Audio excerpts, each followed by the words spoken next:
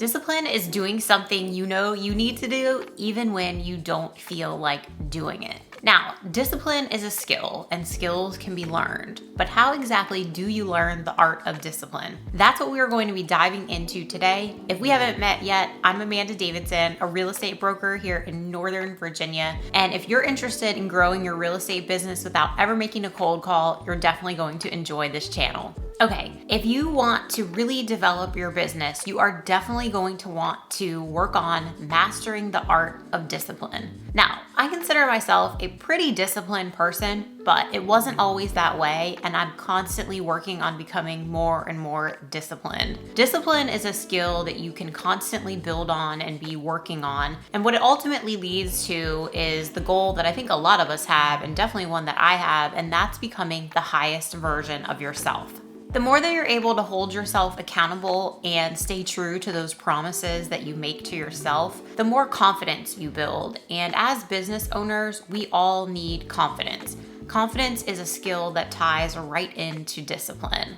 So let's get into number one, and that is taking action despite how you're feeling. And the thing is, the majority of us, when we are debating on whether or not we're going to do A or B, we stop and ask ourselves how we feel. And the reality is, we have to stop doing that. It's not about how you feel. If you know that you need to get up and work out or go for a walk, and then you're in the morning thinking about doing it and you're like, oh, my back hurts a little bit, or it's not really that nice out, you're giving yourself the opportunity to make a decision when it's something you really need to do. And how this relates to business is really simple. Let's say you know that you need to be lead generating for 2 hours a day, 5 days a week. And instead of just doing it and not asking yourself how you feel, you're sitting there going, well, I have to do this, or I should be doing that too, and I don't really feel like doing it today. It's a hard stop. Our mind and body is wired to remain in a comfortable state. So anything that we don't really feel like doing, or maybe it's new to us and we're learning and it's difficult, or it's a change in schedule, your body and your mind are naturally going to resist that change. They want to keep you in this comfortable state. And the reality is, growth occurs when you get uncomfortable. So stop asking yourself how you feel. I hate to tell you, it doesn't matter how you feel. I say this a lot. Do what you don't want to do when you don't want to do it, because that's where your growth is going to come from. Discipline is not a feeling. Motivation, that's a feeling, and it won't last. Discipline is a skill, and the more you build on it and stay true to your promises to yourself, the more confident you will get. The second way to master the art of discipline is stopping and asking yourself, what would the highest version of yourself do? And this is something that I have started practicing fairly recently, within the last 3 years, and it really shifts your mindset and then leads to you making more disciplined decisions. So for an example, let's say that I need to write out my home anniversary cards for my clients, and I need to make video home value updates for my clients. And I know I need to do it for an hour every day this week. And I just don't feel like doing it. Something came up, life happened, work happened, etc., and I'm procrastinating on it. I stop and ask myself, what would my highest self do? And your highest self is the person that you ultimately want to become. So of course, my highest self would sit down and knock those tasks out, because I know that's what's needed to move my business forward. And when I move my business forward, I'm happier in my personal life. Everything is really tied together. So before you are practicing this tip, make sure that you grab your phone. I keep mine in my notes in my phone, wherever you can access it regularly, and write down who you envision as your highest self. Who is it that you want to become? What type of person do you want to be? What type of lifestyle are you looking to have? What type of eating habits?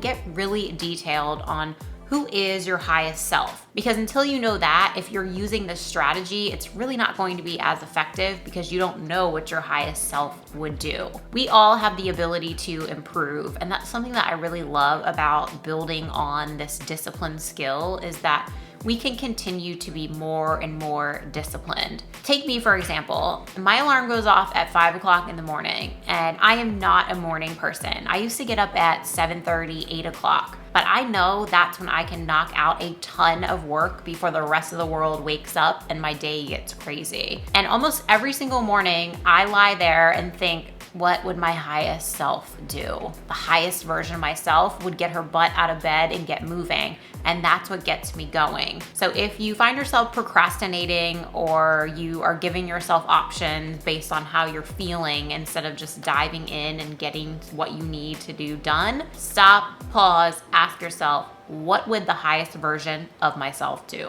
That brings me to the third thing that will help you master the art of discipline, and that is habit stacking. And if you haven't heard of habit stacking, it is tying a new habit into an existing habit. And this is from the book Atomic Habits. If you haven't read that book, I highly recommend it. It's excellent. Habit stacking is a way to, I would say, change your life, because starting a new habit, whether it's personal or business, it can be rough. It takes a long time to get your mind and your body into that new flow. But if you're stacking it onto a habit that you already have, it will create a lot less friction for you. So for example, this year, I really wanted to start listening to more podcasts. So when I am walking on the treadmill or outside or I'm in my car, I'm not listening to music anymore, which is something that I did in the past. I'm listening to podcasts. I'm filling my brain with information that I want to know. And it was a very easy transition for me because I was already doing walking every single day and I'm in the car a ton, which I'm sure you are too. So you can maximize that time and just tack it on to an existing habit that you already have. This is a really powerful way to establish discipline in your life. The fourth way to build discipline is to remove friction. And what do I mean by friction? Friction is basically anything that could pull you off track from getting done what you know you need to get done in your business and in your personal life too. So for example, if you know that you need to get up in the morning and get your butt to the gym, get your clothes laid out the night before, get, your water bottle and your snack protein bar, whatever it is you have before the gym all set out. Get your shoes by the door and be ready to go in the morning so that you don't have any friction getting out the door. Same thing applies in our real estate business. For me, when I know that I'm going to be recording and creating content on a certain day, I get my setup all ready to go the night before. That way, there's no friction when I go to sit down and record. I have my setup done, I have my outlines done, I know exactly what I'm going to be talking about, and it's a smooth process. But it wasn't always like that for me, and I can't tell you how many times I would be getting set up to record, and that would take probably 20 to 30 minutes, and then I'd be reading about what I'm going to be recording, and I would waste an hour of time, and by then really not feel like recording anything. So think about in your business where you have these friction points and remove them so that you are making an easier path for yourself to get done what needs to happen. Number 5 is get comfortable being uncomfortable. And like I mentioned earlier, our mind and body are wired to keep us comfortable. They keep us in this safe zone. And the problem with that is growth occurs outside of that zone. And I get it. It's tough when you are learning a new skill or just doing something in general that you haven't done and it isn't a habit and it just feels awkward and bulky and you kind of just don't want to do it. But discipline and getting uncomfortable will literally change your life. It's where we grow. So you have to just get comfortable with that uncomfortable feeling, knowing that as you persevere and keep going, you will again get comfortable and then you're gonna have to just keep repeating the process. That's how we grow. That's how we become the highest version of ourselves. I'm a big believer in making things fun and even more than that, exciting. So my advice is when you are looking at what you need to implement and maybe what's holding you back, think about how you can make it more fun for yourself and make it exciting. I like to bring in accountability partners, and I don't mean like a coach or anything like that. In my case, it's normally just an agent friend who has similar goals that I want to accomplish too, and then we help each other. We encourage each other. We say, hey, get out of your own way. Just do it, make it happen. I found this is really powerful for creating social media content. Get collaborators, work together, help each other, and encourage each other to get out of that safe zone that we just naturally get stuck in. That's how we're wired. But if you are doing something that you really just don't love doing, try to make it fun. Get yourself excited about it because you know that that end goal is what you're reaching towards and it's what will ultimately cause you to grow.